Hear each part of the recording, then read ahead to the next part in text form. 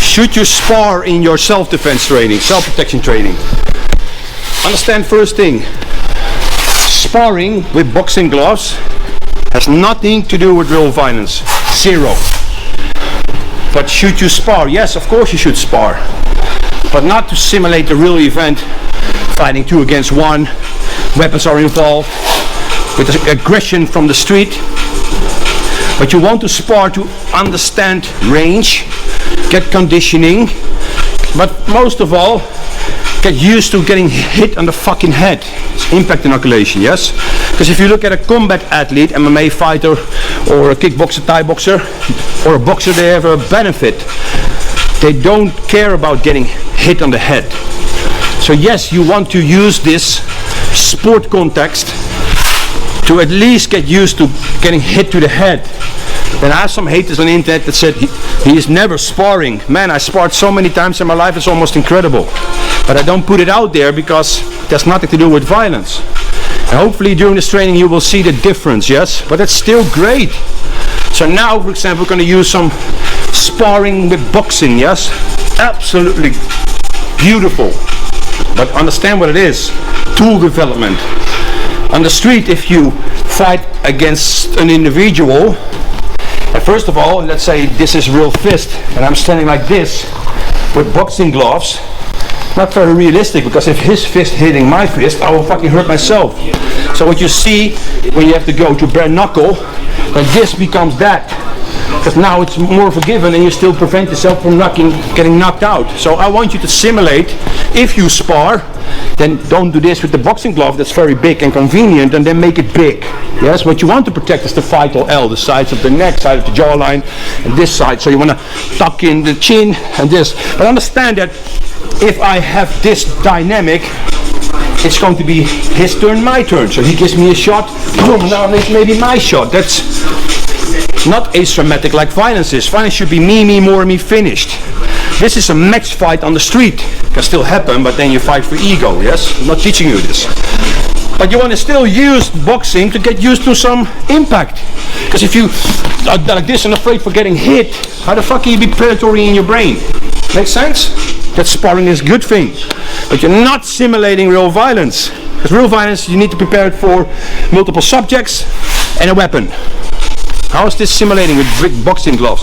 And also when he shoots a shot to me, and I have this parry, right? And again, boom, boom, that's fine in sparring.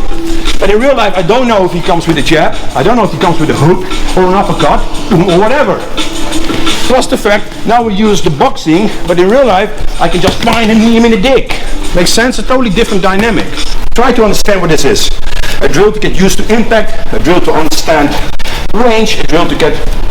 If she hits me in the face, again, boom, again, hook, boom, that you get used to it. And it's not so bad. That's why you want to use this stuff. We're just going to spar lightly. What I'll do now is to be more on the defensive side, so she can fuck me over, yes? For me the challenge is into defending.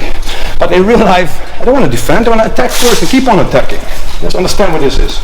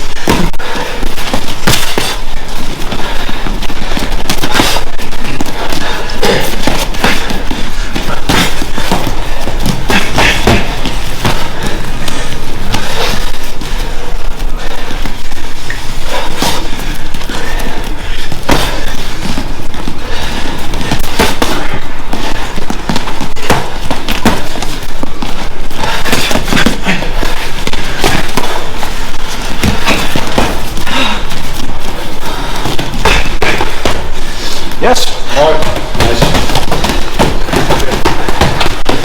So now we did some boxing sparring, right? Good tool development, not real violence, yes? So what you see is going to be your turn, my turn, yes? Two fighters want to be here, it's going to be your turn, my turn, and you flow. It's great training. I understand the difference between real violence. If you can use the element of surprise, you want to use the element of surprise.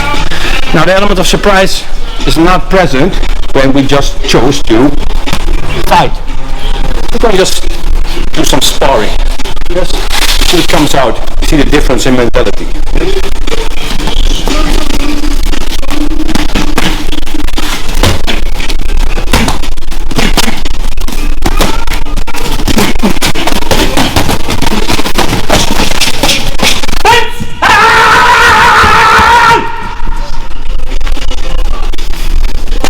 So, this was the setup.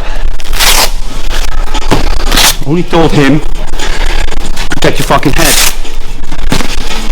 So what I said to Marcel, wait 15-20 seconds and say blitz. You saw how overwhelming it was, right? He went on the back foot. If I could do that dynamic in a sparring session that we both know there's something coming, understand how we use this same principle on the street.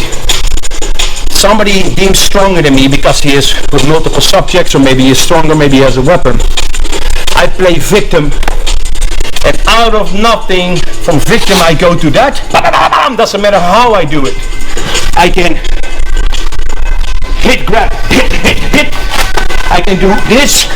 I can do literally, hammer fist. And some smart people say you will step out of the line. Yes, a very trained fighter will do that. But then I have my objective. I have space now to run. Make sense?